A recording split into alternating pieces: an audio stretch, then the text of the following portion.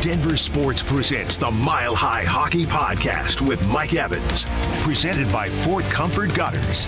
Now here's your host with the latest on the Burgundy and Blue, Mike Evans.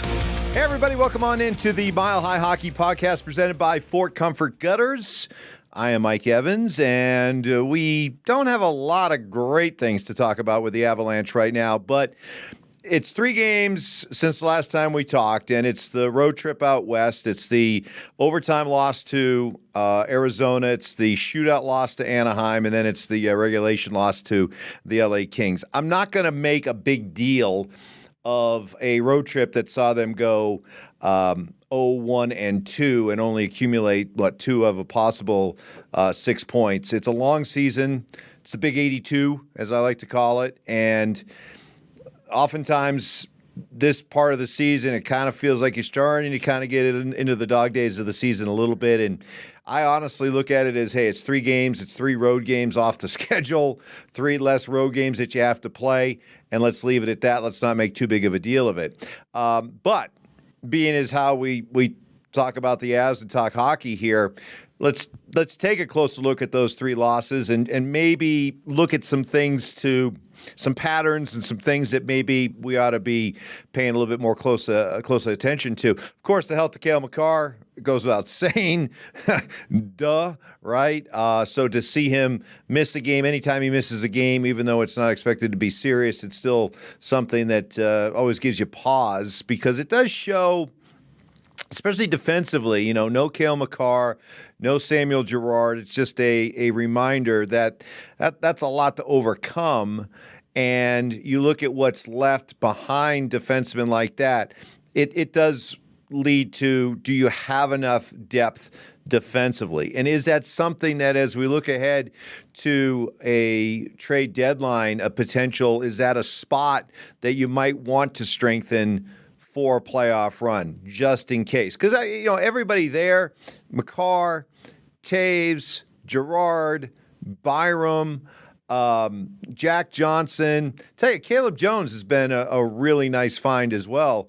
If you're looking at just kind of a depth defenseman, everybody's there. It's good, but is that maybe this little 3-game road trip showed that you can never have enough defensive depth, and maybe that's something that they might want to address as we look a little later on down the road. Not a huge issue, but just something that came out of this little 3-game set. The other thing is, if you look at the 3 games, if there's one thing that jumps out, you had 1 even strength goal from your forwards in those 3 games.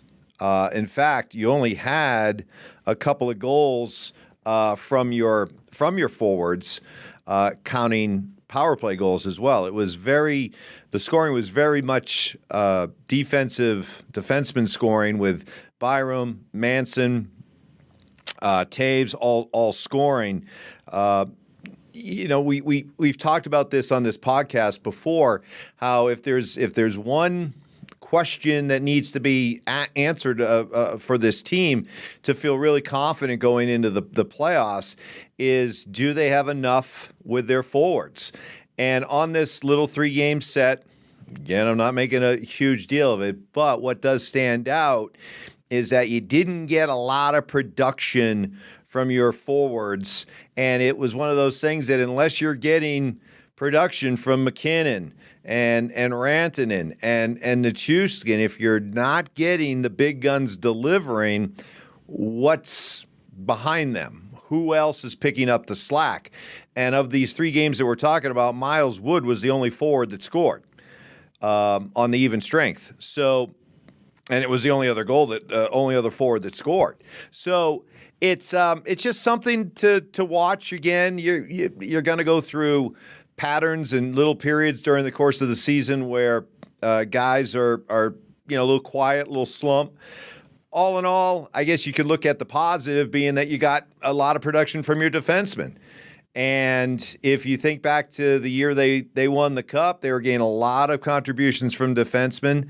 It's not something you can count on come playoff time, but just knowing that you've got some defensemen that can pop home some goals is a nice luxury to have But if you're looking at the bigger picture here, you're going to have to get more from your forwards, and you're going to have to get more from the guys not named McKinnon, not named Rantanen, not named Nichushkin. The other thing, too, about this little 3-game set is, you're playing some pretty good teams. Arizona, no longer a doormat, huh? Arizona has won 4 in a row as we're talking right now. They've won 4 in a row.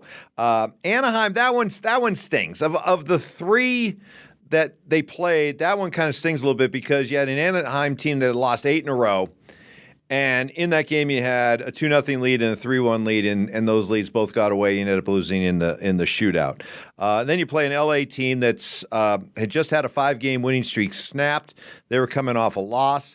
They hadn't played since November 29th, so they were well rested to go. And the Avalanche were in the midst of 3 games in 4 nights. So it's the kind of road trip that, yeah, for the purpose of talking hockey right here, we're kind of, putting the microscope, really close on everything that happened in those 3 games, kind of nitpicking. There's a lot of nitpicking going on here.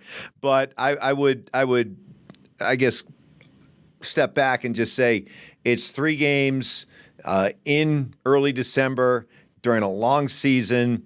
And, the Avalanche, it's easy. You're out in Arizona. You're in in Anaheim, Southern California, nice weather. I don't know how those players focus on hockey.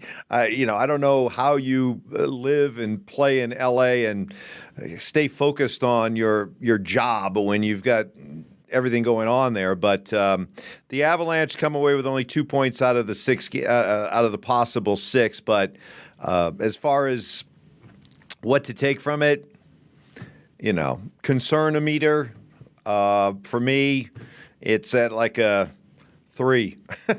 It's just not much I can really get freaked out about or overly concerned.